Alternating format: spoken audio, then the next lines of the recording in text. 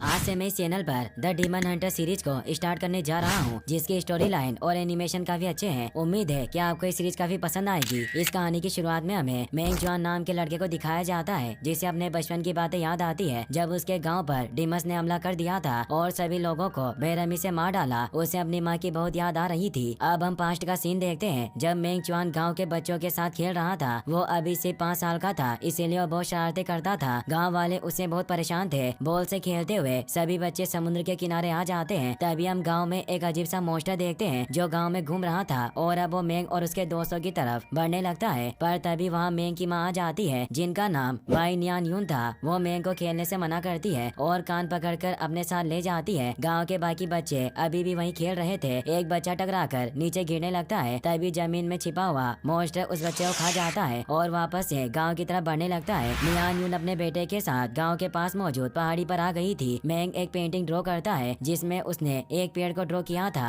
नियान यून उसे कहती है कि तुम्हारे सामने एक ब्यूटीफुल वुमन बैठी थी, फिर भी तुमने इस लैंडस्केप को पेंट किया। मेंग की पेंटिंग करने की बिल्कुल भी इच्छा नहीं थी और वो बाकी बच्चों के साथ खेलना चाहता था। नियान यून उसे अपने साथ झूला झुलाने लगती है, पर मेंग अभी भी खुश नहीं होता। मेंग अपनी माँ से पूछता है कि पिताजी कहाँ है, मैंने उन्हें पूरे दिन से नहीं देखा। नियान यून कहती है कि तुम्हारे पिता को सिटी में कुछ काम था, इसीलिए आज रात हम दोनों अकेले हैं। मेंग जुआन के पिता का नाम मेंग दाजियांग था, जो शहर के मेंग हाउस में गए थे ताकि उनके हेड से मिल सके। जुआन अपनी माँ से कहता है कि मुझे भूख लगी है, इसीलिए आप मेरे लिए खाना बनाओ, और वो भागकर वापस खेलने जाने लगता है। नियान यून उसे रोकने की कोशिश करती है, पर वो नहीं रुकता। नियान यून जब पीछे मुड़कर देखती है तो वहाँ एक मास्क वाला आदमी होता है, जो अपने बहुत सारे डीमन के साथ उस पर हमला करने लगता है। वहीं गाँव में भी मॉन्स्टर लोगों को मारकर खाने लग गए थे। जुआन जब समुद्र के किनारे जाता है तो उसे वहाँ अपने दोस्त नजर नहीं आते। तभी वो देखता है कि गाँव में आग लगी है। जब वो उस तरफ जाता है तो वो देखता है कि गाँव में बहुत सारे डीमन ने हमला कर दिया है, जिससे सभी लोग अपनी जान बचाकर भाग रहे थे। नियान यून जब ये देखती है तो गांव की तरफ जाने लगती है, लेकिन वो मास्क मैन उस पर अपने डीमन से हमला करता है। मगर नियान यून अपने असली रूप में आ जाती है, क्योंकि एक पावरफुल सेंट थी। वो अपने हाफ मून वेपन से उन सभी डीमन को खत्म कर देती है और अपने बेटे को बचाने के लिए गाँव की तरफ जाती है। जुआन लोगों की लाशें देखकर बहुत डरा हुआ था। मॉन्स्टर धीरे धीरे सभी लोगों को मार रहे थे। जुआन ये देखकर लोगों को बचाने की कोशिश करता है और एक डीमन को दूर फेंक देता है, पर वो डीमन वापस से खड़ा हो जाता है। वो जुआन पर हमला करके उसे मारने के लिए आगे बढ़ता है, पर जुआन भी हिम्मत करके उसे मारने आता है। पर तभी वहाँ पर एक बहुत बड़ा वॉर्म डीमन आ जाता है, जो जुआन को मारने वाला था। पर तभी वहाँ नियान यून आकर उस डीमन को बीच में से काट डालती है। जुआन अपनी माँ के इस रूप को देखकर बहुत हैरान था। उसे नहीं पता था कि उसकी माँ एक संत है। तभी वहाँ और डीमन भी आने लगते हैं। नियान यून अपने वेपन से उन सभी डीमन को खत्म करने लगती है। नियान यून बहुत पावरफुल थी, इसीलिए वो कुछ ही देर में उन सभी डीमन को मार डालती है। वहाँ एक जायंट फायर डीमन भी आता है, जो नियान यून को मारने की कोशिश करता है, पर नियान यून उसके हमले को रोककर उसे बहुत मारती है, जिससे वो खत्म हो जाता है। नियान यून अपने बेटे के पास आती है और उसे हंसकर कहती है कि डरो मत, मैं तुम्हारे साथ हूँ। तभी वो हेड डीमन वहाँ जाता है, जो अपने टेंटिकल से नियान यून को मार डालता है और उसे खा लेता है। ये देखकर जुआन बहुत डर जाता है। उसे डीमन पर बहुत गुस्सा आता है। वो एक हथियार उठाकर उसे मारने भागता है, पर वो डीमन अपने टेंटिकल से उसे दूर फेंकता है, जिससे जुआन एक लकड़ी से टकराकर मारा जाता है। वो डीमन अब वहाँ से जाने लगता है, पर जुआन अभी मरा नहीं था। उसके अंदर एक अजीब सी एनर्जी एक्टिवेट होती है, जो बटरफ्लाई की शेप में थी। वो जुआन को ठीक कर देती है और जुआन एक पावरफुल संत बन जाता है। वो उस डीमन के सारे टेंटिकल काट देता है। वो डीमन बहुत हैरान हुआ, सोचता है कि एक 4 साल का लड़का संत कैसे हो सकता है। तभी जुआन उसे मार डालता है। जुआन अब वापस नॉर्मल होकर नीचे गिर जाता है। फिर हम देखते हैं कि जुआन के पिता मेंग दाजियान वापस आ चुके थे। वो सभी लोगों का फ्यूनरल करते हैं। चेन अपनी माँ की कब्र के पास बैठा हुआ था। अभी भी उसे वही बातें याद आ रही थी, जब उस डीमन ने उसकी माँ को मारा था, जिससे उसे बहुत गुस्सा आ रहा होता है। वो डिसाइड करता है कि वो दुनिया के सभी मॉन्स्टर को मार डालेगा। फिर हमें बताया जाता है कि इस दुनिया में राक्षसों की संख्या बहुत ज्यादा है और अपनी भूख मिटाने के लिए अक्सर लोगों पर हमला करके उन्हें मारते रहते हैं। पर जब इंसान हताश हो जाते हैं, तभी उन्हें बचाने के लिए संत आते हैं, जो उन्हें मॉन्स्टर से बचाते हैं। पर संत हर कोई नहीं बन सकता। संत बनने के लिए सबसे पहले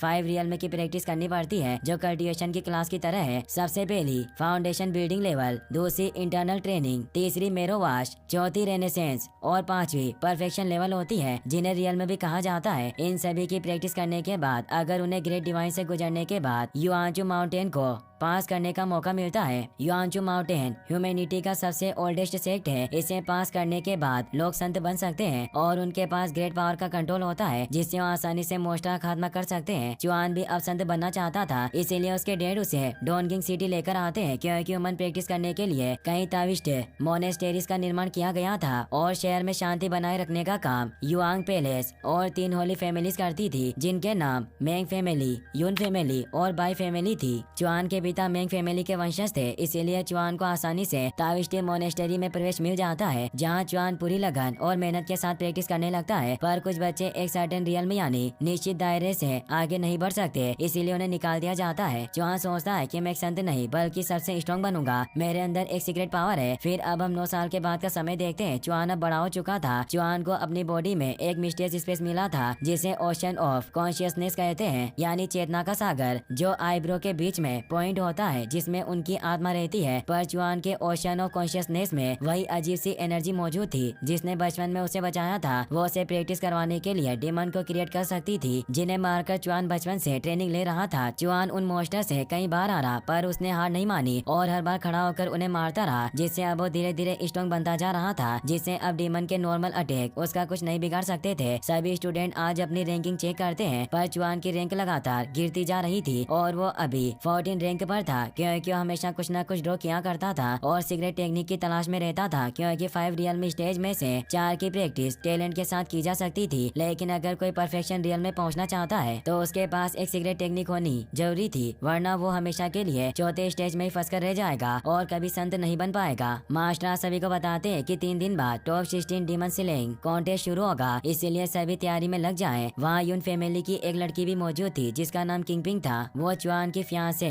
यानी मंगेतर होती है, क्योंकि उन दोनों के फादर ने उनकी शादी तय कर दी थी। पर चुआन का फोकस सिर्फ कल्टीवेशन पर था, इसीलिए उस पर ध्यान नहीं देता और हर बार उसे अनदेखा करता था। भाई ग्वान नाम का लड़का भी वहाँ मौजूद होता है जो किंगपिंग से प्यार करता था, इसीलिए उसे चुआन पर गुस्सा आता है। चुआन जब वहाँ से जाने लगता है तो ग्वान उसे रोक लेता है, जो तीसरी रैंक पर था। वो उसे कहता है कि तुम्हारी रैंक फिर से गिर गई, तुम हमेशा पेंटिंग करते रहते हो, तुम इस मोनेस्टरी को छोड़ क्यों नहीं देते। चुआन उसे कहता है कि तुम अपने काम से काम रखो। ग्वान कहता है कि मैं तुम्हें 10 सालों में हरा दूंगा। किंगपिंग कहती है कि मैं इन दोनों की आंखों में देखकर बता सकती हूँ कि ये दोनों मेरे लिए लड़ेंगे। उसे लग रहा था कि उन दोनों के दिलों में उसके लिए चाहत है। अब वो दोनों फाइट करने लग जाते हैं। भाई ग्वान मेरोवाश रियल के परफेक्शन स्टेज पर था। चुआन सोचता है कि वास्तव में स्टेज के मामले में मुझसे आगे है, पर ये मेरा मुकाबला नहीं कर सकता। चुआन उसके हर वार को डीमन के हमलों की तरह देख रहा था, इसीलिए उसे आसानी से मारकर दूर पटक देता है। ये देखकर वहाँ मौजूद लड़कियां बातें करती है कि चुआन ने ग्वान की कमजोरी पर वार किया। ग्वान वापस खड़ा हो जाता है और वापस फाइट करने लगते हैं। ग्वान अपनी पूरी पावर के साथ उस पर हमला करने लगता है। ग्वान उससे पावरफुल था, इसीलिए उसे दूर गिरा देता है और उसे चोट पहुंचाने की कोशिश करता है। पर तभी वहाँ लियो क्यू नाम की लड़की आ जाती है, जो कोट डे लियांग गाँव से थी, पर उसके गाँव को भी राक्षसों ने खत्म कर दिया था। और जब से वो चुआन के साथ ही बड़ी हुई थी,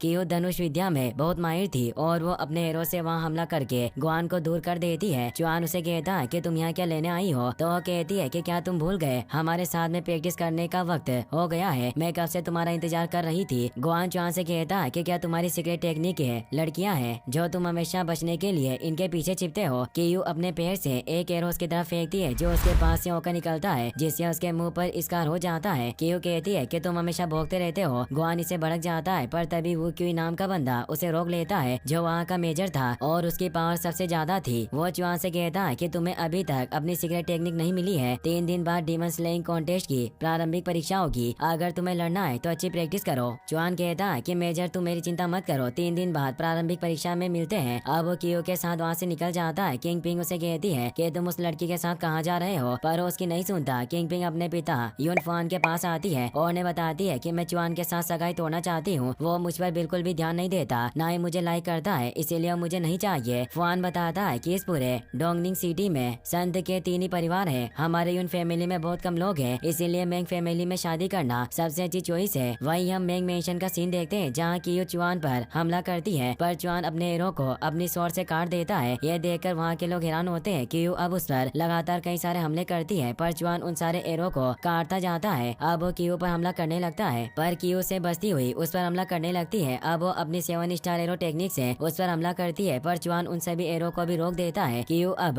उस पर 3 गोस्ट एरो टेक्निक से हमला करती है। चुआन उसके हमले को रोकता है, पर इससे वो बहुत दूर खिसक जाता है। क्यू अब अपनी आखिरी फायर एरो का इस्तेमाल करती है। चुआन भी अपनी फुल पावर के साथ उस एरो को खत्म कर देता है, जिससे एक तेज विस्फोट होता है। चुआन क्यू से कहता है कि तुम्हारी तीरंदाजी पहले से बेहतर हो गई है। क्यू कहती है कि यह बेकार है, तुमने मेरे सारे हमलों को रोक लिया, तुम मेरो रियल्म के मिडिल स्टेज पर होने के बावजूद भी बहुत स्ट्रॉन्ग हो। अगर तुमने अपनी रियल्म को बढ़ाया तो तुम किसी भी वक्त मुझे हरा पाओगे, और भाई ग्वान भी तुझे धमकाने की हिम्मत नहीं करेगा। चुआन कहता है कि क्या तुम मुझे मनाने की कोशिश कर रही हो कि मैं सिगरेट टेक्निक के पीछे भागना छोड़ दूं। कियो कहती है कि तुमने सही समझा, अभी तुम सिर्फ मेरो रियल में पर हो, इसीलिए तुम्हारे लिए सिगरेट टेक्निक को हासिल करने में बहुत वक्त है। अभी तुम्हें अपने रियल में को बढ़ाना चाहिए। तभी वहाँ चुआन के डेट मेंग दाचुआन आ जाते हैं जो उन्हें डिनर के लिए लेकर जाते हैं। कियो खाने को देखकर खुश हो जाती है। दाजियांग अपने बेटे से कहते हैं कि जब मैं 9 का था तभी मुझे सिगरेट टेक्निक का कोई इल्म नहीं था। तुम हमारे मेंग परिवार की हिस्ट्री में सिगरेट टेक्निक को सीखने की कोशिश करने वाले पहले व्यक्ति हो। अभी तुम सिर्फ 15 के हो तो तुम इतनी जल्दी क्यों कर रहे हो? चुआन युआंग पैलेस की तरफ देखकर कहता कि वहाँ के स्टूडेंट को मेरी उम्र में सिगरेट टेक्निक का एहसास हो गया था। दाजियांग कहते हैं कि तुम युआंग पैलेस के स्टूडेंट से अपनी तुलना क्यों कर रहे हो? उस स्टूडेंट को खुद गो ट्रेन करते हैं। चुआन कहता है कि मुझे जो करना है वो मुझे पता है। तो दाजियांग उसे संत डेन फेंग की बायोग्राफी देते हैं क्योंकि चुआन को संत के बारे में जानना बहुत अच्छा लगता था। वो बताते हैं कि डेंग फेंग ने भी तुम्हारी तरह शॉट की प्रैक्टिस की थी। शायद इस बायोग्राफी से तुम्हें सिगरेट टेक्निक ढूंढने में कुछ मदद मिल जाए। चुआन अब अपने रूम में आकर एक सिगरेट डोर के अंदर जाता है जहाँ उसने एक रूम बनाया हुआ था जिसमें वो सिगरेट टेक्निक के बारे में रिसर्च कर रहा था। वहाँ बहुत सारे स्क्रॉल मौजूद थे। चुआन सोचता है कि अभी संत 16 साल की उम्र से पहले ही अपनी सिगरेट टेक्निक को एक्टिवेट कर लेते हैं। अगर मुझे संत बनना है तो मुझे भी 16 साल का होने से पहले अपनी सिगरेट टेक्निक को ढूंढना होगा जिससे मैं मेरी ओशन ऑफ कॉन्शियसनेस को स्ट्रॉन्ग कर पाऊंगा। इसीलिए मुझे आज रात कुछ भी करके सिगरेट टेक्निक को हासिल करना होगा और इसके लिए डोनगिंग सिटी के नंबर 1 शॉट मास्टर के पास जाना होगा। अब हमें नंबर 1 शॉट मास्टर के बारे में बताया जाता है कि वो 3 साल पहले डोनगिंग सिटी आया था जो हमेशा शराब की वजह से नशे में टल्ली रहता था। वो हमेशा लोगों को बताया करता था कि उसकी तलवार बहुत फास्ट है और अपनी महानता का बखान करता था। सैनिक ने कहा कि अगर तुम में इतनी काबिलियत है तो हमें तुम्हारी तलवार का कमाल क्यों नहीं दिखाते? पर उन्हें अपना टैलेंट दिखाने से मना करता हुआ बताता है कि ये शॉट केवल राक्षसों के लिए है, जिससे सभी को लगता है कि वो बस लंबी लंबी डींगे हाँकता है। पर एक दिन सिटी पर डीमन का हमला हुआ। उस वक्त वो शॉट मास्टर बाहर आया। मास्टर ने उसे चारों तरफ से घेर लिया था। तभी उसने अपनी तलवार बाहर निकाली। उसकी तलवार इतनी फास्ट थी कि उसने एक बार में ही सारे मास्टर को मार डाला। इससे सभी हैरान रह गए क्योंकि शॉट मास्टर की स्पीड बहुत तेज थी और तब से